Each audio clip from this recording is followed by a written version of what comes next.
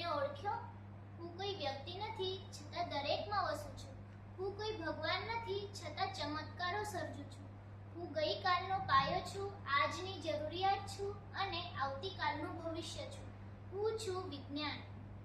મિત્રો, તમે સવારે જાગો ત્યારથી લઈને રાત્રે સૂઈ જાઓ ત્યાં સુધી ડગલે ને પગલે હું તમારી સાથે જ છું. પેલા ખૂણામાં બળતો વીજળીનો ગોળો જોયો? એ મારો પ્રકાશ છે. તમારા હાથમાં રહેલો આ મોબાઈલ એ મારો અવાજ છે. અને જે વિમાનમાં બેસીને તમે 7 સમંદર પાર કરો છો એ મારી પાંખો છે.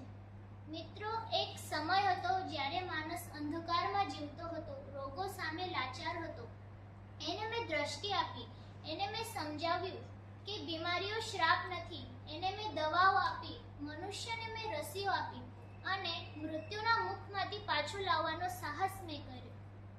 પરંતુ આજે મને તમને એક ફરિયાદ કરવી છે.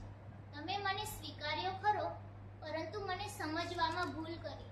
મેં તમને અણુશક્તિ આપી વીજળી પેદા કરવા માટે, પરંતુ એના દ્વારા તમે વિસ્ફોટક સાધનો બનાવ્યા. મેં તમને પ્લાસ્ટિક આપ્યું સુવિધા માટે, પરંતુ એના દ્વારા તમે પર્યાવરણને પ્રદૂષિત કર્યું. યાદ રાખજો, હું એક સાધન છું. મારો ઉપયોગ કેવી રીતે કરવો એ તમારા હાથમાં છે. જો મારો ઉપયોગ તમે રચનાત્મક કાર્યમાં કરશો તો હું આ પૃથ્વીને સ્વર્ગ બનાવી દઈશ. પરંતુ જો મારો ઉપયોગ તમે વિનાશ માટે કરશો તો મારો જ એક અંશ તમારા અસ્તિત્વને મટાવી દેવા માટે પૂરતું છે. મિત્રો, હજી મને ઘણું બધું શોધવાનું બાકી છે. કેન્સર જેવી બીમારીને જડમૂળથી નાશ કરવો છે. ગ્લોબલ વોર્મિંગથી પૃથ્વીને બચાવવી છે. મને અંધશ્રદ્ધાના અંધકારને ચીરીને જ્ઞાનનો સૂરજ ઉગાડવો છે.